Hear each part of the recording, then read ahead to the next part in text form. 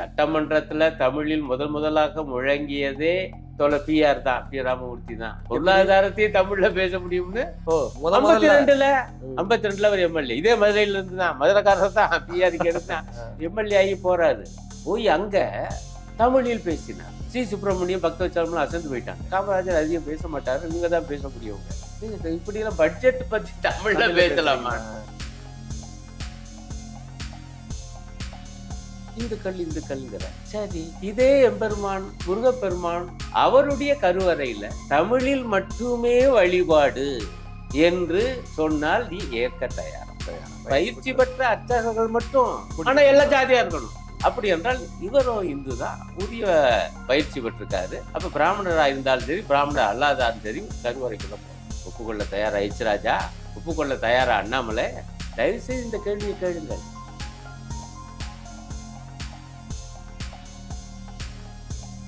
மீனாட்சி அம்மன் கோயில்ல தலித் மக்களை அழைத்து சென்றது யார் தெரியுமா? வைத்தியநாத ஐயர் அப்படின்னாரு. நான் அடுத்து பேசும்போது ரொம்ப கரெக்ட். வைத்தியநாத ஐயர் ஆனா எங்க இருந்தார் தெரியுமா? அவர் காங்கிரஸ் கட்சியில இருந்தாரு, RSS இல்லை. காங்கிரஸ் தலைவரா போனாரு. அப்பா அவருக்கு உதவி செய்தது காங்கிரஸ் கட்சியில் இருந்த கம்யூனிஸ்டுகள், KP ஜானகி அம்மாள் உள்ளிட்ட, காங்கிரஸ் கட்சியில் இருந்த முத்துராமலிங்கர் தேவர் உள்ளிட்ட. அப்ப இவங்க முத்துராமலிங்க தேவர் ஏதோ சொந்தம் கொண்டாடுறாங்க அப்படின்னு. அவர் என்னைக்காவது RSSல இருந்தாரான்னு கொஞ்சம் தயவு செஞ்சு நம்ம அவங்ககிட்ட கேட்க. இன்னொரு பாயிண்ட், RSS இந்த போராட்டத்தை, இந்த கோவில் நுழைவு போராட்டத்தை ஆதரிச்சதா?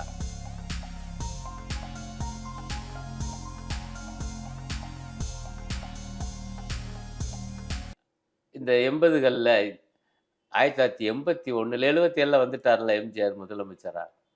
81ல் அவர் என்ன பண்ணார்? இதே மதுரையில் உலக தமிழ் மாநாட கூட்டினார். ரொம்ப பேர் மறந்துருப்பாங்க. இப்ப என் வாழ்க்கையில் அதெல்லாம் மறக்க முடியாத விஷயம். இப்போ பாருங்க, மார்க்சிஸ்ட் கட்சி எப்படி அந்த காலத்துல இருந்தே தமிழுக்காக, தமிழ் இலக்கியத்துக்காக, அது இன்னும் பெரிய கதையை நான் சொல்லலாம். சட்டமன்றத்துல தமிழில் முதலாக முழங்கியதே பிஆர் தான், பி ராமமூர்த்தி தான். பொருளாதாரத்தையும் தமிழ்ல பேச முடியும்னு 52ல அவர் எம்எல்ஏ, இதே மதுரையில இருந்து தான், மதுரைக்காரர் தான், பிஆர் தான். அங்க அதுவும் சிறையில இருந்தே வெற்றி பெற்றாரு, எம்எல்ஏ ஆகி போறாரு. போய் அங்க தமிழில் பேசினார். எதுக்காண்டி? தமிழ்ல பேசணும். அதாவது 53 54 என்னாச்சு, ஆந்திரா பிரிஞ்சு போயிடுச்சு. ஆமா, அப்ப அப்பதான் எல்லாரும் இருக்கும்போது ஆங்கிலத்துல பேச வேண்டியிருந்துச்சு. இப்ப கேட்கிறாரு அவரு, இப்ப எல்லாரும் தமிழ் தானே, ஏன் தமிழ்ல பேசக்கூடாது? தமிழ்ல எல்லாம் பொருளாதாரம் பேசணும், பட்ஜெட்ல பேசணும், அதெல்லாம் முடியாது அப்படின்னு காங்கிரஸ்காரங்க சொல்றாங்க. ஏன் பேச முடியாதுன்னு சொல்லி இவர் தமிழ்ல பேசுறாரு. சி சுப்பிரமணியம், பக்தவச்சலம் அசந்து போயிட்டாங்க. காமராஜர் அதிகம் பேச மாட்டாரு, இவங்க தான் பேசக்கூடியவங்க. இப்படியெல்லாம் பட்ஜெட் பத்தி தமிழ்ல பேசலாமா? அப்படி நான் அது சொன்ன நிறைய இது இருக்கு, வரலாறு, பல பேர் அது சொல்லியிருக்காங்க ஏற்கனவே. நான் சொல்லுவது, அன்றிலிருந்து 1981, அப்போ பார்த்தீங்கன்னா ஒரு 30 ஆண்டுகள் காலம் ஆகிடுச்சு. 30 ஆண்டுகள் கழித்து 81ல் ஏதோ ஒரு மாநில அரசு, தமிழ்நாடு அரசு, அண்ணா திராவிட முன்னேற்ற கழகம்ங்கிற இன்னொரு கட்சியின் ஆட்சி தமிழ் மாநாடு நடத்துது. நமக்கு என்னன்னு மார்க்சிஸ்ட் கட்சி இல்லைங்கிற இந்த மாநாட்டை, அது ஒரு தமிழுக்கான மாநாடு, ஆக அது நம்ம மாநாடு தான் நினைச்சு தீக்கது சிறப்பு மலர் ஒன்றை கொண்டு வந்தது. அன்னைக்கே 81ல் அது பெரிய மலர்னா உண்மையான மலர். அந்த மலரை உருவாக்குறது பொறுப்பு KMக்கு தான், ஆசிரியங்கள். அடியனுக்கு ஒரு சின்ன பொறுப்பு உண்டு. அப்ப அதுல எல்லாம் நாங்க பாருங்க, அப்ப என்னன்னா இந்த தமிழ் இலக்கியங்களை மீண்டும் KM தான் அதெல்லாம் படிக்கிறார். மார்க்சிய நோக்கில் சங்க இலக்கியம் பத்தி எல்லாம் நூல்கள்லாம் எழுதுறாரு. அப்ப எங்களுக்கு இந்த கலப்புரர் காலம் பத்தி பெரிய விவாதம் ஆயிடுச்சு. எனக்கு அப்பொழுதே கொஞ்சம் படிச்சு, இதெல்லாம் வரலாறுலாம் படிச்சு, கலப்புரர் காலத்துல தான் திருக்குறள் வந்துச்சு, மணிமேகலை வந்துச்சு, சிலப்பதிகாரம் வந்துச்சு, நாலடியார் வந்துச்சுன்னா இவ்வளவு ஒளி விளக்குகள் எழுந்த அந்த காலம் எப்படி இருண்ட காலம் ஆகும்னு எனக்கு சந்தேகம் வந்துச்சு. இதை பத்தி நான் பேச ஆரம்பிச்சேன் KMட்ட. இது கரெக்டப்பா, என்ன நீங்க போறாம கலப்புரர் காலம் இருண்ட காலம், திமுக காரங்களும் அப்படிதான் பேசுவாங்க. இங்க காளிமுத்து மதுரையில பேசினானா எப்படி பேசுவாருன்னா, காங்கிரஸ் ஆட்சி காலம் இருண்ட காலம் தான் பேசுவார், கலப்புரர் காலம் அப்படிம்பாரு. அதெல்லாம் காதார கேட்டிருக்கேன். இதுங்க அவங்களும் இப்படித்தான் பேசிக்கிட்டு இருக்காங்க, திருக்குறளை புகழ்றாங்க, அது வந்த காலத்தை போய் இருண்ட காலம்ங்கிறாங்க. ஏன்னா நீலகண்ட சாஸ்திரியார் போட்ட வரலாற்றாளர்கள் சொன்னதை வச்சுக்கிட்டு அப்படின்னு. சரியா படலைங்களே அப்படின்னு நாங்கள் ஆய்வு பண்ணி அப்புறம் என்னை எழுத சொன்னார். கலப்புற கால இருண்ட காலமான்னு ஒரு கட்டுரை அதில் தான் எழுதினேன். இருண்ட காலமான்னு கேள்விக்குறி போட்டு கேள்விக்குறி போட்டு 1981 நாம தான் அதுலேயும் முன்னெடுத்து கொடுத்தா அது எப்படி மலர்ல பிற்காலத்தில் ஆமாம் அந்த மலரில் இருக்கு. பிற்காலத்தில் கலைஞர் வரைக்கும் போய் ஆமா ஆமா விவாதமெல்லாம் ஆச்சுங்கிறது அதுக்குள்ளேயும் போல. இதில் முக்கியமான செய்தி, இந்த உலக தமிழ் மாநாடு மதுரையில் ஒரு வாரம் நடந்துச்சு. ஒரு வாரம். ஆமாம் 1981 முதல் வாரம் 10ஆம் தேதிக்குள்ளே முடிஞ்சு, பொங்கலுக்கு முன்னாடி முடிச்சிட்டாரு. ஒரு வாரம் எம்ஜிஆர் வந்து உட்காந்துருந்தார். பிரம்மாண்டமாக பல வகைகளில் நடந்துச்சு. அதில் ஒரு பெரிய பொது மாநாடு. அதில் மார்க்சிஸ்ட் கட்சியின் சார்பாக முழங்கியவர் நம்முடைய சங்கரையா. இன்னைக்கு எனக்கு அந்த சங்கநாதம் கேட்குது. அது என்ன பேசினார்னா எம்ஜிஆரே அசந்துட்டார்.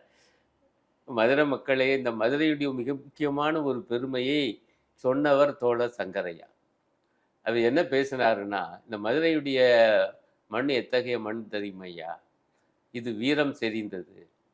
எதன் காரணமாக வீரம் செறிந்தது? தமிழுக்காக வீரம் செறிந்தது, தமிழால் வீரம் செறிந்ததுன்னு ஆரம்பிச்சார். எப்படி? தமிழ்னா என்ன? அது நியாயத்துக்காக நிற்கிது. தப்புன்னா தப்புன்னு சொல்லணும். தப்புன்னு யாரை பார்த்து சொல்லணும்? கடவுளே ஆனாலும் சொல்லணும். அப்படி இறைவனை பார்த்து நீ சொல்றது தப்புன்னு சொன்னவன் மதுரை நக்கீரன் தாயான்னு அடிச்சாரு. கைதட்டா பார்த்தீங்கன்னா அந்த கூட்டத்தில் போய் உட்காந்துருக்கேன். எம்ஜிஆர் இப்படியே பார்த்தாரு. உங்களுக்கு தெரியும் அவருடைய குரல் எப்படி இருக்கும்னு சங்கரை அப்படியே இது பண்ணி அதுக்கு அடுத்த அப்புறம் அவர் தான் பேசணும். அநேகமாக கிட்டத்தட்ட முக்கியமான தலைவர்லாம் பேசிட்டாங்க. அப்புறமா கொஞ்ச நேரம் தான் கொடுத்தாங்க. ஏன்னா எம்ஜிஆர் மேடையில் உட்காந்து ரொம்ப நேரம் பேசிலாம் ஆடியன்ஸ் எல்லாம் வச்சு கத்திக்கிட்டே இருப்பானுங்க. பெரிய சிக்கலாக இருக்கும். இவரே கையெல்லாம் காட்டுவார், அமைக்காதான் இருக்க சொல்லுவார். பாவம் கேட்க மாட்டாங்க. அதனால அந்த காலத்தில் பிரச்சாரங்கள் எல்லாம் என்ன ஆகும்னா கடைசியாக வருவார், வந்துடுவார் ஊருக்குள்ள, மேடைக்கு வர மாட்டார். தலைவர்கள் பேச சொல்லு கத்திக்கிட்டே இருப்பீங்க. ஆமாம், அவர் வந்து கடைசியாக போது தான் வருவார். நான் ஒரு பேட்டி கூட எடுத்திருக்கேன். அவ்வளோ பழக்கம் இல்லை கலைஞர் மாதிரி. அது சில தனி அனுபவம். பட் எனக்கு என்னன்னா, தமிழ் இலக்கியம் பற்றிய அதில் இருக்கக்கூடிய ஏதோ புராண செய்தி, திருவிளையாடல் புராணம் தானே அப்படிங்கிற மாதிரி பார்வை இல்லாமல், ஏற்கனவே திருவிளையாடல் சினிமாலாம் வந்து அதுக்குள்ள ஓடிக்கிட்டு இருக்கு, 60கள்லாம் வந்துருச்சுல. ஆனால் அதுல இருந்து இப்படி பார்க்கலாம் அப்படிங்கிற மார்க்சியம் தான் சொல்லி தருது. இப்போ நான் திராவிட இயக்கத்தில் நல்ல கூறுகள் இருக்குங்கிறேன், சமூக நீதி, இடஒதுக்கீடு. பட் ஏன் பார்வை என்ன? அது வந்து நீங்கள் கொஞ்சம் ஒரு முரட்டடியாக புராணம்னாலே ஒதுக்குறது அப்படிங்கிற பார்வை உண்டு. இப்போவும் உண்டு, சில பேர் இருக்காங்க. இப்போ எவ்வளோ மாறி இருக்காங்க. பட் அந்த காலத்தில் பூராமே ரொம்ப ஒரு நிராகரிப்புவாதம், நிகிலிசம் என்று நான் சொல்லுவேன். மார்க்சி அப்படி இல்லை. ஆமாம், அது புராணம் தான், அதீத கற்பனை இருக்கும். அதுக்குள்ளே எதேன்னு வரலாறு இருக்கா? அதுக்குள்ளேயும் புகுந்து பார்த்து இன்னைக்கு தேவையாக பயன்படுத்தக்கூடிய ஏதேனும் கூறுகள் இருக்கா? எலிமெண்ட்ஸ் அதுக்குள்ள இருக்கா? சம் ஃபேக்டர்ஸ் இருக்கலாம். அப்படி ஏதேன்னு இருந்தால் அதை பயன்படுத்து. ஏன் விடுற? ஏன்னா அதை பயன்படுத்தினா அது போய் சேரும்ல. இப்போ பாருங்க, சிவபெருமானுக்கும் நக்கீரனுக்கும் இடையில் நடந்த உரையாடல் எல்லாருக்கும் தெரியும். அது அந்த சினிமா வந்ததுனால, அதுவும் நாகேஷ் மூலமா சிவாஜியை விட பயங்கரமா போய் சேர்ந்துருச்சு. இதை எப்படி பயன்படுத்தும்? தப்புன்னா தப்புன்னு சொல்லணும்யா. அதுதான் என் மதுரைக்கார வேலை அப்படின்னு அடிச்சாரு பாருங்க. கடவுளா இருந்தாலும் நாங்க அப்படித்தான்டா அப்படின்னு அதுல நைஸா காங்கிரஸ் நைஸா வரலாறு வச்சுக்கோங்க அப்படி சொல்லி வந்து, ஆகவே தமிழுக்கு உரிமை வேணும், அப்படி செய்யலைன்னா செய்யாதவன நான் கேட்பேன். ஏன்னா என் பரம்பரை வந்து மதுரை பரம்பரை. மதுரை நக்கீரை எப்படி யாருன்னா அவர் சிவபெருமானை ஏத்துன்னு பேசினார். அதெல்லாம் வந்து என்னை மெய்சிலிருக்க வச்சது. இதுதான் என் சரியான பார்வை. ஆகவே நாங்கள் வந்து இந்த மாதிரி மதுரை, நான் இது வெறும் பெருமைக்காக மதுரைக்காரே மதுரைன்னு சொல்லி, இப்போ நான் சொல்லி வந்த செய்திகள்லாம் பாருங்கள், இதெல்லாம் வரலாற்று உண்மைகள். இந்த சரித்திர மெய்மைகளை வச்சு தான் நான் சொல்கிறேன். மதுரை என்பது எப்படி ஒரு மெய்யான வீரம் செறிந்த பெருமையாக பூமியாக இருந்தது என்பதை நம்ம புரிந்து கொள்ளணும். இப்போ நான் சொன்னேன், இந்த பாஜக, ஆர்எஸ்எஸ் இந்த மாதிரி ஆட்சியவே பிடிப்பாங்க. முதல்ல ஒரு கூட்டணி ஆட்சி வாஜ்பாய் தலைமையில் 98லேருந்து 99 மீண்டும் வந்து 2004 வரைக்கும். அதுவே எனக்கெல்லாம் அதிர்ச்சியாக இருந்துச்சு. இப்போ அதை விட கொடூரம் 2014 மோடி தலைமையில் இன்ன வரைக்கும். இப்போ 3வது வரைக்கும் வந்துட்டான். இப்போ 11 வருஷம் முடிய போகுது. நான் ஒரு விஷயத்தை சொல்லுவேன், இந்த மாதிரி மதவெறி சக்தி அதனுடைய உள்ளுரை என்ன? நமக்கு வெளிப்படைய மெதுவாக என்ன பொதுவாக என்ன தெரியுது, இவங்க முஸ்லீம்கள் இருக்கிறாங்க, கிறிஸ்தவர்கள் இருக்கிறாங்க. ஆனால் ஒரு மிகப்பெரிய உண்மையை சொன்னது மார்க்சியர்கள் தான். என்னன்னா, இவங்க இந்துக்களையும் எதிர்க்கிறவங்க. நான் இப்படிலாம் சொல்லும்போது பல பேருக்கு இதாக இருக்கும். என்னங்க அருண் சும்மா வச்சு அடிச்சு ஊத்தீங்க. ஆனால் உண்மை அதுதான். இவங்க அனைத்து இந்துக்களுக்கானவங்க அல்ல, ஏழை இந்துக்களுக்கானவங்க அல்ல, எஸ்சி இந்துக்களுக்கானவங்க அல்ல, எஸ்டி இந்துக்களுக்கானவங்க அல்ல, ஓபிசி இந்துக்களுக்கானவங்க அல்ல. நான் இன்னொன்று சொல்லுவேன், உயர் ஜாதி இந்துக்கள்லையும் நல்லவர்களுக்கானவங்க அல்ல. இல்லை, அதான் உண்மை. நீ வந்து ஒரு கலவரத்தை உருவாக்கிட்டே இருந்தேன்னு வச்சுக்கேன், யாரா இருந்தாலும் சுமூக வாழ்வு கிடையாது உயர் ஜாதி இந்துக்களுக்கு. இன்னொரு பாயிண்ட்டையும் சொல்லுவேன், இந்துக்களுக்குன்னு சொல்றீங்க, ஆனால் ஏன் இடஒதுக்கீடை ஏற்று அன்னைக்கு கலகம் பண்ணீங்க? மண்டல் கமிஷன், நான் அங்கேருந்து வர்றேன். இவங்களை பற்றி அம்பலப்படுத்தி ஏன் விபி சிங்குடைய ஆட்சியை மார்க்சிஸ்ட் கட்சி ஆதரிச்சது? நீங்கள் தயவுசெய்து மார்க்சிஸ்ட் கட்சியுடைய இந்த பங்களிப்பை வந்து சாதாரணமாக ஒதுக்கி தள்ளக்கூடாது. இடஒதுக்கீட்டை, மண்டல் கமிஷனை, ஒன்றிய அரசிலும் பிற்படுத்தப்பட்ட மக்களுக்கு 27% இடஒதுக்கீடு கொண்டு வந்ததை ஆதரிச்ச மிக முக்கியமான ஒரு அகில இந்திய அரசியல் கட்சி மார்க்சிஸ்ட் கட்சி. அகில இந்திய அரசியல் திமுக ஆதரிச்சதுல ஒன்றும் பெரிய அதிசயம் இல்லை, அல்லது அதிமுக எதிர்க்காம இருந்ததுல ஒரு பெரிய அதிசயம் கிடையாது. ஒரு அகில இந்திய கட்சி. ஏன்னா அவங்க வந்து இயல்பாக ஆர்எஸ்எஸ் கலகம் பண்ணுது, உயர் ஜாதிக்கார மாணவர்களை தூண்டி விடுது, அவ்வளோ பெரிய விவகாரம். அதுல இருந்து தானே விஷயம். பாபர் மசூதி எடுத்து கிளம்புறானுங்க, ராமர் கோயில்னு உணர்ச்சிகளை கிளப்பி விடுறானுங்க, இவ்வளவு இருந்தாலும் எனக்கு மறக்கவே முடியாது விபி சிங் மதுரைக்கு வந்தது. பாருங்க, அதுலயும் மதுரை வருது, அதுக்காக வர்றேன். மதுரைக்கு அவர் வர்றாரு, இதே கோரிப்பாளையத்துல போய் நிக்கிறேன் நான். நம்ம தோழ கே வரதராஜன் அவங்க எல்லாம் இப்போ கூட வர்றாங்க. பிரம்மாண்டமான கூட்டம்ங்க அவருக்கு. அவரே அசத்து போயிட்டாரு, நல்லா பேசுறாரு. நான் அப்பதான் அவர் பேசுறதெல்லாம் கேட்கிறேன். மண்டல கமிஷன் பரிந்துரைக்கு பின்னாடி வர்றாரு. ஆமா, கவர்மெண்ட் டிஸ்மிஸ் ஆகி வர்றாரு. டிஸ்மிஸ் ஆனவர் நாங்க நிக்கிறோம் ரோட்ல நிக்கிறோம். வந்து டிஸ்மிஸ் ஆனவரை பதவி நிக்க 2 பேரும் சேர்ந்து கவுத்தி விட்டாங்க. அப்படி கவுத்தி விட்ட போது அவரை நான் பாரு நல்ல காரியம் பண்ணிட்டேன், என்னால பிடிச்சத போங்கடாட்டுங்கிற மாதிரி கையெத்தி அவருக்கு வரவேற்பீங்க. அப்கோர்ஸ் திமுக வந்ததுக்கு மிக உற்சாகமாக நாமளும் வரவேற்கிறோம். மார்க்சிஸ்ட் கட்சி மதுரையில் பெரிய இதெல்லாம் நடந்துச்சு, அப்புறம் வந்து எல்லாம் பார்த்தோம். ஆகவே இந்த மாதிரி பிற்படுத்தப்பட்ட இந்துக்களுக்காக மார்க்சிஸ்ட் கட்சி நின்ற பொழுது எங்கே நின்றது பாஜக, எங்கே நின்றது ஆர்எஸ்எஸ்? அவங்களெல்லாம் தூண்டி விடலையா? இதே வாஜ்பாய் அந்த வேலையை செஞ்சாரு. அத்வானி நேரடியாக இருந்தார், இவர் நல்ல பிள்ளை மாதிரி கொஞ்சம் போகாமல் இருந்தார் பாபர் மசூதி இடிப்புக்கு. ஆனால் அவர் தானே சொன்னார், நீங்கள் வந்து மண்டலை தூக்குனீங்க, ஆகவே நாங்கள் கமண்டலத்தை தூக்கணும். சொன்னது யார்? வாஜ்பாய் தான் சொன்னார். ஆக இந்த மாதிரியான சூழல்களில் மெய்யான சமூக நீதிக்காக, ஓபிசி இந்துக்களுக்காக நின்றது மார்க்சிஸ்ட் கட்சி. அதை எதிர்த்தது இந்துக்கள் கட்சி எனப்பட்ட பாஜக.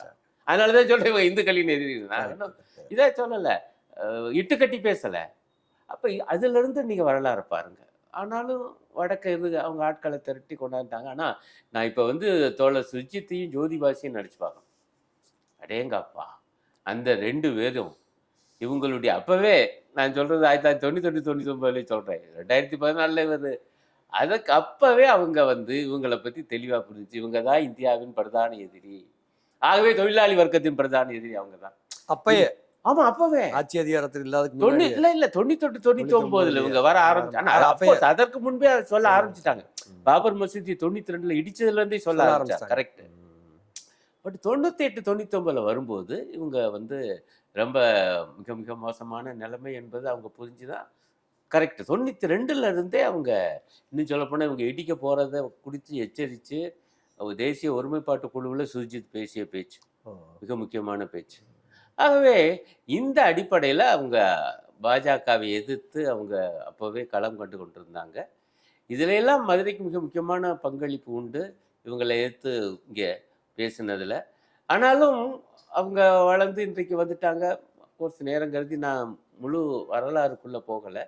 இப்போ நான் என்ன பார்க்குறேன்னா, மதுரை மக்கள் இப்பொழுதும் நாம் எச்சரிக்கையாக இருக்க வேண்டியது. நான் இந்த பெருமைகள்லாம் சொன்னேன் இவ்வளவுக்கும். ஆனால் மதுரைக்குள்ளேயும் இந்த மாதிரியான சக்திகள் இந்த பாஜக சக்திகள் வந்துக்கிட்டு இருக்கு. அடிப்படையான விஷயம் இதுதான். இவங்க வெளியில் பேசும்போது முஸ்லீம்களை எதிர்க்கிறோம், கிறிஸ்தவர்களை எதிர்க்கிறோம்பாங்க. ஆனால் உள்ளுக்க அவங்க அடித்தட்டு இந்துக்களின்றி எதிரிகள். இதை எப்படி நம்ம புரிந்து கொள்ளணும்னா, ரொம்ப எளிய முறையில் ஏழை இந்துக்களுக்கு இது வரைக்கும் அவங்க என்ன பண்ணியிருக்காங்க? அதானி, அம்பானி, டாடா, பிர்லா போன்ற இந்துக்கள் அல்லது வேறு சில ஆட்களுக்கு தானே புரிஞ்சிருக்காங்க. பெரிய ஏகபோக முதலாளிகளாக இருப்பாங்க. சில பேர் பார்த்திகளா இருப்பாங்க. அதனால அப்படி சொல்ல வர்றேன். அவங்களுக்காகத்தான் இந்த அரசாங்கம் நடந்துகிட்டு இருக்கு. நீங்க அப்படி சொல்றீங்க, ஏழை இந்துக்களுக்கு இல்லைன்னு. திருப்பரங்குன்றத்துல நாங்க ஏழை இந்துக்களுக்காக இந்துக்களையே காப்பாற்றதான்னு புதுசா அவதாரம் எடுத்து வர்றாங்களே. இல்லை, அதுக்கு தான் நான் வர்றேன். திருப்பங்குன்றத்தில் ஏழை இந்துக்களுக்காக இவங்க வர்றதா சொல்றாங்க.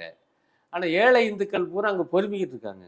எப்படி எப்படி பொறுமுறாங்கன்னு, ஏன்டா திருப்பரங்குன்றங்கிறது மதுரை மக்களுக்கு என்னது முக்கியமான இடம்னா, இந்த ஏழை மக்கள் அங்கே தான் கல்யாணம் வச்சுக்குவாங்க. ஏன்னா அங்கே கோவிலில் கல்யாணத்தை முடிச்சு திருப்போட்டு பூட்டுறதுன்னு சொல்லுவாங்க. தாலி கட்டிக்கிட்டு அங்கே சத்திரம் ரொம்ப மலிவான வாடகை கிடைக்கும். மதுரையில் வாங்க முடியாது. அப்போ கோவிலில் கல்யாணம், சத்திரத்தில் சாப்பாடு எளிமையாக முடிச்சுட்டு. இப்போ வந்து எல்லாரும் என்ன பேசுகிறாங்க?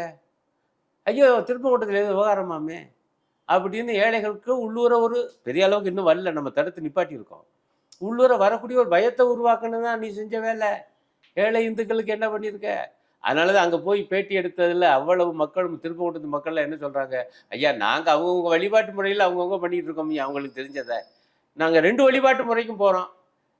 அடிவாரத்தில் முருகப்பெருமான் இருக்காரு, அங்கே நைவேத்தியம் என்ன சாதாரண உணவுகள் தான், அதாவது சைவ உணவு, அதுவும் படைக்கிறோம், அதையும் வாங்கி சாப்பிட்டுக்கிறோம். மேலே வந்து அவர் சிக்கந்தர் தர்கா இருக்குது, அங்கே வேறு அசைவ உணவு, ஆனால் அதையும் சாப்பிட்டுக்கிறோம். எங்களுக்கு ஒன்றும் பிரச்சனை இல்லை. அது எங்கேயோ உச்சியில் இருக்குது, எங்கேயோ இருக்குது, அது வாட கூட வராது. அதனால யார் இது அதை ஒரு பிரச்சனையாக ஆக்கி இல்லாத பிரச்சனையை இருக்கிறது மாதிரி காமிச்சு விவகாரங்கள் பண்ணி, அதிலும் குறிப்பாக எச் ராஜா போன்ற பக்கா கடைந்தெடுத்த சங்கிகள் இந்த வேலையை செய்ய பார்க்குறாங்க. அப்போ பாருங்க, எப்படி அயோத்தியில் காரியம் பண்ணாங்களோ அங்கே இப்படி பாபர் மசூதி கோயில், எங்கள் மதுராவிலேயே அதே தான், வாரணாசிலேயே அதே தான். தமிழ்நாட்டில் அப்படி எதேன்னு இடம் கிடைக்குமான்னு இப்படி சுற்றி முற்றி பார்த்ததில் பார்த்தா இங்கே தான் வந்து கீழே கோயில், மலையில் ஒரு தர்கா, அப்போ ஒரு விவகாரத்தை பண்ணலாமா என்று அவங்க முயற்சி பண்ணாங்க. அந்த முயற்சி இன்றைக்கு வரைக்கும் வந்து முறியடிக்கப்பட்டிருக்கு. ஆனால் அஃப்கோர்ஸ் நம்ம எச்சரிக்கையாக இருக்க வேண்டி இருக்குது. பட் நான் என்ன கேட்குறேன்னா, இந்த மாதிரியான தேவையில்லாத பிரச்சனைகளை உருவாக்கி, அந்த மலை எல்லாருக்கும் சொந்தம், அவ்வளோதான். ரொம்ப சிம்பிளாக சொல்கிறோம், உனக்கு சொந்தம் எனக்கு சொந்தம்னு எப்போவும் நினச்சதும் இல்லை. கோர்ட்டு தீர்ப்பு அப்படி தான் இருக்குது, அந்தந்த பகுதி அவங்கவுங்களுக்கு சொந்தம் பண்ணுறது. நாம் மிக முக்கியமாக கேட்க வேண்டிய கேள்வி இவ்வளவுதான், ரொம்ப எளிமையாக. ஐயா, மதுரை என்பது மத நல்லிணக்கத்துக்கு பெயர் போனது. இங்கே எல்லா வகையான மத மக்களும் ரொம்ப சுமூகமாக வாழ்கிறாங்க. இங்கே முக்கியமான செய்தி வந்து, இந்த 1947 நாடு சுதந்திரம் அடைந்த பொழுது வடக்க வந்து பெரிய அளவுக்கு இந்து முஸ்லீம் பகைமையை கிளப்பி விட்டு, அப்போ அதுலேயும் RSS உடைய பங்கு உண்டு, அஃப்கோர்ஸ் சில முஸ்லீம் தீவிரவாத அமைப்புகளின் பங்கு உண்டு. பல லட்சம் பேர் இடம் பெயர்ந்தாங்க, சில லட்சம் பேர் மாண்டு போனாங்க. அப்பொழுதும் மதுரையில் பெரிய எந்த ஒரு இதுவும் நடக்கலை, கலகம். அதே போல் 1948 ஜனவரி 30 காந்திஜி படுகொலை செய்யப்பட்ட பொழுது எடுத்த உடனே வந்து செய்தி என்னன்னா, அவரை ஒரு முஸ்லீம் கொண்டு விட்டாங்க. பல இடங்களில் தகராறு, முஸ்லீம்களை தாக்கி. ஆனால் இங்கே வரல. அப்போ எல்லாரும் விஷயம் தெரிஞ்சு வச்சு, இல்லைப்பா அது யாரையும் அவங்க பண்ணியிருக்க மாட்டாங்க, பண்ணது கோட்சேங்கிற இந்து. அப்படியே அந்த காலத்தில் கூட இங்கே எந்த வகையான ஒரு மாச்சரியம் கூட வந்ததில்லை, ஆகவே மோதலும் நடந்ததில்லை. அப்படியாப்பட்ட மதுரையில் இவங்க பண்ண பார்க்குறாங்கன்னா, அப்படி பண்ணுறவங்களை பார்த்து தயவு செய்து 2 கேள்விகளை கேளுங்கள் மதுரை மக்களே. மார்க்சிஸ்ட் கட்சியின் சார்பாக நாங்கள் கேட்க சொல்லுகிற கேள்வி 2 தான். ஒன்று, சரியா முஸ்லீம்கள் கிறிஸ்தவர்களுக்கு நீ ஒன்றும் செய்ய மாட்ட, நீ இந்துக்கள் கட்சிங்கிற, இந்துக்களுக்கு இது வரைக்கும் என்ன பண்ண? ஏழை இந்துக்களுக்கு என்ன பண்ண? இந்துன்னு சொன்னால் பெட்ரோல் டீசல் விலையை குறைச்சி தர்றியா? தங்க விலையை குறைச்சி தர்றியா? இல்லையே. இப்போ உண்மையில் இது 2 தான் இப்போ பயங்கரமாக நிற்குது. சாதாரண மக்கள் இல்லையே. நீ இன்னைக்கு தமிழ்நாட்டில் 88% பேர் இந்துக்கள் தான் பதிவு படி. நான் சொல்றேன், நீ இந்துக்களுக்கு இவ்வளோ பண்ணாலும் 88% பேருக்கு பண்ணணும். ஆனால் நீ எதுவும் பண்ணலையே. ஏன் பண்ணலை? அப்போ நீ இந்துக்களுக்கானவர் அல்ல. 11 ஆண்டு கால ஆட்சி நடத்தும். 1. 2வது, இந்துக்கள்ங்கிற. சரி, இதே எம்பெருமான் முருகப்பெருமான் தமிழ் கடவுள், அவருடைய கருவறையில தமிழில் மட்டுமே வழிபாடு என்று சொன்னால் நீ ஏற்க தயாரா? ரொம்ப சிம்பிள். அனைத்து இந்துக்களுக்குள்ள பயிற்சி பெற்ற அனைத்து சாதியினர், பயிற்சி பெற்ற அனைத்து இந்துக்கள், அவங்க முருகப்பெருமானுடைய சந்நிதியில அர்ச்சகராகலாம். தமிழில் மட்டுமே வழிபாடு, இதை நீ ஏற்க தயார்? மதுரை மக்கள் இந்த 2 கேள்வியை மட்டும் கேளுங்க. திருப்பரங்குன்றத்துல கருவறைக்குள்ள, முருகன் கருவறைக்குள்ள மக்களை கூட்டிட்டு போனோம். கருவறைக்குள்ள எல்லாரும் போக வேண்டாம். பயிற்சி பெற்ற, கவனமா சொல்றேன், பயிற்சி பெற்ற அர்ச்சகர்கள் மட்டும். ஆனா எல்லா ஜாதியா இருக்கணும். இந்த ஒரு பிராமண ஜாதி மட்டும்தான் இருக்கக்கூடாது. இன்னைக்கு உள்ள நிலைமையினால நான் அந்த ஜாதி பேரை சொல்றேன். அது நியாயம் உள்ளம் படித்த பிராமண மக்களே அதை ஏற்றுக்கொள்வாங்க. ஆமா, அவர் உரிய பயிற்சி பெற்றிருக்காரு, எப்படி அர்ச்சனை பண்ணணும்னு.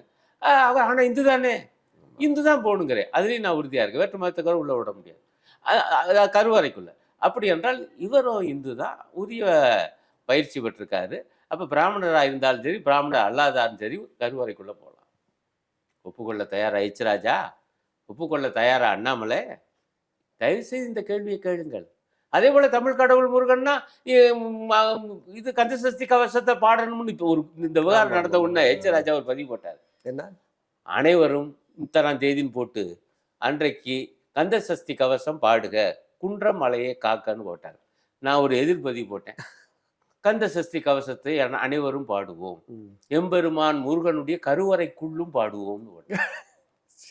நீ இப்படி சொல்ல தயாரான்? அது எடுத்து விட்டு விளக்க மட்டும் ஏற்றுக்கன்னு போட்டாப்ல. கந்தசஷ்டி நான் என்ன கேட்கிறேன், நீ கருவறைக்குள்ள பாடு, நீ அங்க பாட மாட்டேங்கிற, அங்க வெறும் சமஸ்கிருதம் மட்டும்தானே. நம்ம தெளிவா இருக்கணும். இவங்க இன்னைக்கு இந்திய பூத்துறாங்க, நாளைக்கு சமஸ்கிருதத்தை பூத்துவாங்க. நான் அதான் சொல்லுவேன், இந்தி நிச்சயமியா, சமஸ்கிருதம் அவங்களுக்கு லட்சியம். நீ தயவுசெய்து இந்த கேள்விகளை கேட்டாலே அவங்க அம்பலப்பட்டு போவாங்க. மதுரை மக்கள் விவரமானவங்க நிச்சயமா கேட்பாங்க. இந்த மாதிரியான கேள்விகளை கேட்க இப்ப நான் கேட்கிறேன்னா எனக்கு சொல்லி கொடுத்தது மார்க்சியம், எனக்கு சொல்லி கொடுத்தது மார்க்சிஸ்ட் கட்சி. அந்த கட்சியினுடைய அகில இந்திய மாநாடு நம்ம மதுரையில நடக்குதுன்னா இது நம்முடைய மாநாடு, நமக்கான திருவிழா, பெருவிழா. இதில் அனைவரும் பங்கு கொள்ள வேண்டும். அதுவும் குறிப்பாக ஏப்ரல் 6ஆம் தேதி நடக்கிற அந்த மகத்தான பேரணியிலும் பொதுக்கூட்டத்திலையும் மதுரை மக்கள் லட்சக்கணக்கிலே பங்கு கொள்ள வேண்டும் என்று நான் அன்போடு உங்களை அனைவரையும் கேட்டுக்கொள்கிறேன்.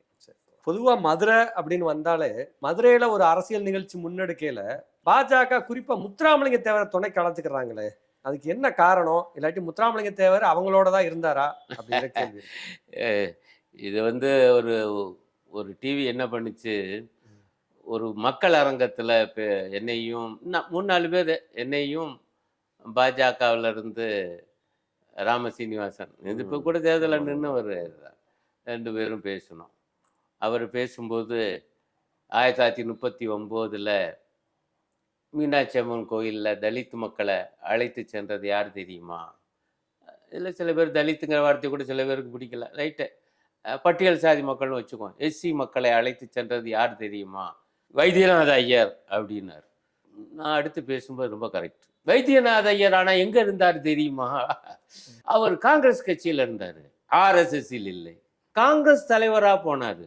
அப்பா அவருக்கு உதவி செய்தது காங்கிரஸ் கட்சியில் இருந்த கம்யூனிஸ்டுகள், KP ஜானகி அம்மாள் உள்ளிட்ட, காங்கிரஸ் கட்சியில் இருந்த முத்துராமலிங்க தேவர் உள்ளிட்ட. இதுலேயும் பிரச்சனை இருக்குது, சாதி பேரை சொன்னேன். நமக்குள்ள சிக்கல் என்னன்னா, அவர் சாதி பேரை சொல்லலைன்னா சில பேருக்கு கூட தெரியாது, வெறும் முத்துராமலிங்கம்னு சொன்னேன்னு வச்சுங்க, அந்த அர்த்தத்தில் சொல்கிறேன் என்பதை புரிந்து கொள்ளணும். ஆகவே அப்போ அங்கே இருந்த காங்கிரஸில் இருந்த முத்துராமலிங்க தேவர். இப்போ இது நடந்தது 1939 மத்தியில். ஏன்னா அதுக்கு பிறகு அந்த அரசாங்கம் அடுத்த சில மாதங்களில் ராஜினாமா பண்ணிடுச்சு, 2ஆம் உலக யுத்தம் வந்துருச்சு. அதுக்கு பிறகுதான் காங்கிரஸ்லேருந்து முத்துராமலிங்க தேவரும் விலகினார். 1939 வரைக்கும் அவரும் காங்கிரஸ்ல இருந்தார், நேதாஜியும் இருந்தார், நேதாஜியினுடைய சீடர் இவங்கெல்லாம் இருந்தாங்க. அப்போ இயல்பாக காங்கிரஸ், காந்தி தலைமையிலான காங்கிரஸ் தான் அந்த 1930களில் கோவில் நுழைவு போராட்டத்துக்கு அறைகூவல் விடுத்தது. அன்றைக்கு அவர் பயன்படுத்திய மொழியின் காரணமாக சொல்ல ஹரிஜன இயக்கம், அதுக்கு பேர். அதாவது நம்ம பட்டியல் சாதி மக்களுக்கா கோவிலுக்குள்ளே விட மாட்டானுங்க. அப்போ அந்த இயக்கத்தை நடத்துச்சு. அந்த இயக்கத்தை காங்கிரஸ் தலைவர் என்கிற முறையில் ஆதரவு தந்தது முத்துராமலிங்க தேவரும். அப்போ இவங்க வந்து முத்துராமலிங்க தேவர் ஏதோ சொந்தம் கொண்டாடுறாங்க அப்படின்னு. இப்போ முத்துராமலிங்க தேவர் காங்கிரஸுக்காரர். அவர் என்னைக்காவது ஆர்எஸ்எஸ்ல இருந்தாரான்னு கொஞ்சம் தயவு செஞ்சு நம்ம அவங்ககிட்ட கேட்கணும். இன்னொரு பாயிண்ட், ஆர்எஸ்எஸ் இந்த போராட்டத்தை, இந்த கோவில் நுழைவு போராட்டத்தை ஆதரிச்சதா? எங்கேயும் ஆதரிக்கல. என்ன பண்ணாங்க கேளுங்க. அப்ப அவங்களுக்கு பேர் சனாதனிகள்.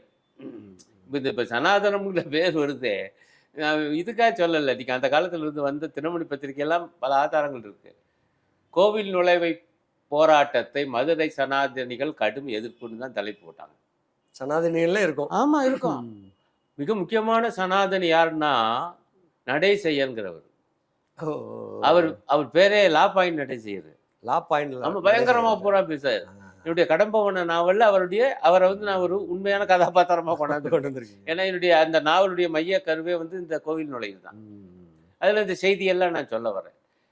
இந்த மாதிரி நடேசையர் சனாதனிகள் இந்த கோஷ்டி கடுமையா அன்னைக்கு எதிர்த்துச்சு. நான் கேட்குறேன், நீங்க இப்ப வந்து வைத்தியநாதையரையும் முத்துராமலிங்க தேவரையும் உங்க பக்கம் சர்ச்சைக்கா பாக்குறீங்களே, ஆனா அன்னைக்கு நீங்க எந்த சனாதனத்தை ஆதரிக்கிறீங்களோ, எந்த சனாதனிகள ஆதரிக்கிறீங்களோ அவங்களுடைய முன்னோர் தான் நடேசையர். இன்னும் சொல்லுவேன், ஏச் ராஜாவும் ராமசீனிவாசன் போன்றவங்க அந்த நடேசையருடைய வாரிசுகளை தவிர வைத்தியநாதையரின் வாரிசுகள் கிடையாது. வைத்தியநாதையருடைய வாரிசுகள் மார்க்சிஸ்டுகள். அவங்களை எழுத்தவங்க தான் இந்த வாரிசுகள். ஆமா, எவ்வளவு இப்போ இது போட்டிருந்தாருங்க, வைத்தியநாதையருக்கு பிறந்த நாளும் நினைவு நாள் எச் ராஜா ஒரு பதிவு எச் தளத்துல. நம்ம தான் கவனிக்காம வர்றோம். அவங்க தொடர்ந்து பதிவு, வைத்தியநாதையர் கோவில் நுழைவு போராட்டம், அவர் மிகப்பெரிய சுதந்திர போராட்ட வீரர், அவருக்கு என்னுடைய அஞ்சலின்னு படத்தை போட்டிருந்தாரு. நான் தூக்கி அதை அப்படியே போட்டு மேல கமெண்ட், ஐயா இந்த வைத்தியநாதையர் காங்கிரஸ் தலைவர், இவர் உன்னுடைய முன்னோர் அல்ல, உன்னுடைய முன்னோர் நடேசையர் அப்படின்னு போட்டேன். லா பாயிண்ட் நடேசையர். அந்த பொதுக்கூட்டத்திலேயே நான் அவர்கிட்ட சொன்னேன். அவர் சிரிச்சுக்கிட்டே கேட்டுக்கிட்டு இருந்தார். அது நாம வந்து இந்த உண்மைகளை சொல்லணும். இன்னொரு விஷயம், முத்துராமலிங்க தேவர் அவர் பிற்காலத்துல சில பிரச்சனைகள், ஜாதிய விவகாரங்கள், இதெல்லாம் நம்ம வந்து அது தனியா பேசணும். ஆனா ஒரு முக்கியமான விஷயத்த மார்க்சிஸ்ட் கட்சி தலைவர்கள், அதுவும் தோழர் சங்கரையா போன்றவங்களாம் எங்கள்கிட்ட அடிக்கடி என்ன சொல்லுவாங்கன்னா, ஐயா முத்துராமலிங்க தேவர் ஒரு பெரிய வெகுஜன தலைவராக இருந்தார். மதுரை பக்கத்தில் வந்து ஒரு பக்கம் பிஆர் போன்றவங்க வெகுஜன தலைவர், இன்னொரு பக்கம் பார்த்தீங்கன்னா மதுரையில் இப்போ காங்கிரஸ் தலைவர் வைத்தியநாதையர் போன்றவங்க. ஆனால் இவங்களுக்கெல்லாம் ஈடு ஜோடா இன்னொரு தலைவர் இருந்ததுன்னா முத்துராமலிங்க தேவர் 30களில். இதில் ஆச்சரியமான விஷயம், நமக்கும் அவருக்கு என்ன நல்ல உறவு வச்சுன்னா, காங்கிரஸ்ல நம்ம எல்லாரும் 45-46 வரைக்கும் கம்யூனிஸ்ட்கள் காங்கிரஸ்ல தான் இருந்தோம். தொழிற்சங்க தலைவராகவும் இருந்து நம்மளோட ரொம்ப உறவோடு இருந்தது முத்துராமலிங்க தேவர் தான். இதர காங்கிரஸ் தலைவர், ஆமா அப்படி ஒரு உறவு உண்டு இதர காங்கிரஸ் தலைவர்களை விட. இங்க பஞ்சாலைகள் உண்டு, இன்னைக்கு மதுரையில் அதுவும் போச்சுன்னு வச்சுக்கோங்க, மிஜோராமில் உட்பட. இந்த பஞ்சாலை தொழிலாளர்களுக்காக, அதே போல பசுமலை அங்க ஒரு பஞ்சாலை இருந்துச்சு, அந்த தொழிலாளர்கள் பெரிய போராட்டம். அந்த போராட்டத்துக்கு ரொம்ப உற்சாகமாக ஆதரவு தந்தது முத்துராமலிங்க தேவர். பிஆர் ஜீவாலாம் ஆதரிக்கிறாங்க, அது இயல்பு, கம்யூனிஸ்ட் கட்சி தலைவர். இவரும் உற்சாகமாக ஆதரவு தந்தார். அந்த செய்தியெல்லாம் என்கிட்ட ஆதாரமும் இருக்குது. இவங்கெல்லாம் நேரம் பார்த்தவங்க, சங்கரையா போன்றவங்க. அப்போ அவங்க ஃப்ரீயாங்களோட பேசக்கூடியவங்க. அப்போ அவங்க பூராமே சொல்லுவாங்க, அப்போ எங்களாலையெல்லாம் வந்து இந்த பிற்பகுதியில் ஜாதி பிரச்சனைகள் இதில் வந்து சில இது இருக்குது, அது நம்ம தனிச்சு பேசணும். ஆனால் அதற்காக முன்னாடி வருது இந்த பகுதி இருக்குது பார்த்தீங்களா, அவர் சுதந்திர போராட்டத்தில் மக்களை திரட்டினது, தென்பகுதி மக்களை.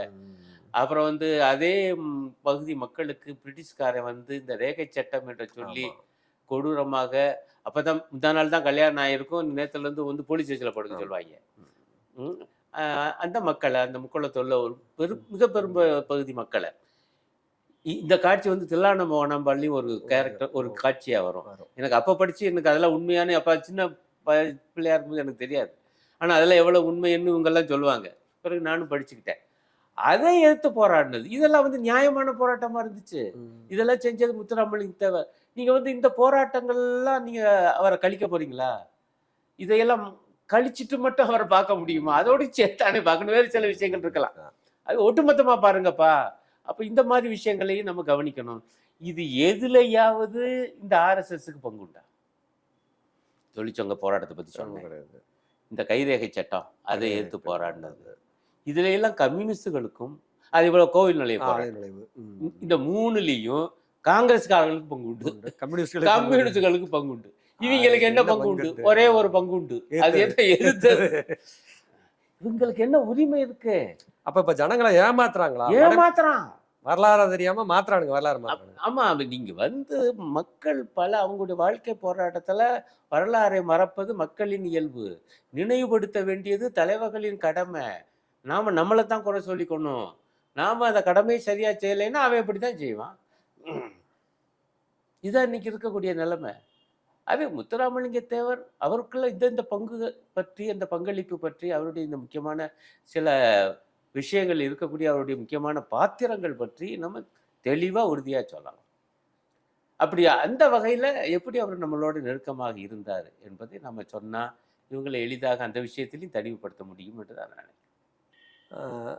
மார்க்சிஸ்ட் கம்யூனிஸ்ட் கட்சியின் மதுரையில் நடைபெற்ற 2வது அகில இந்திய மாநாட்டில் பங்கேற்று அதில் பணியாற்றிய அனுபவத்தோடு இன்றைக்கு 24வது அகில இந்திய மாநாட்டிலும் களப்பணி ஆற்ற காத்திருக்கும் தோழர் அருணன் அவர்கள் இதுவரை நம்மோடு பல்வேறு வகையான அரசியல் ஆழமிக்க வரலாற்று பதிவுகளையும் வரலாற்று நிகழ்வுகளையும் நம் கண்முன்னே கொண்டாந்து நிறுத்தியிருக்கிறார்.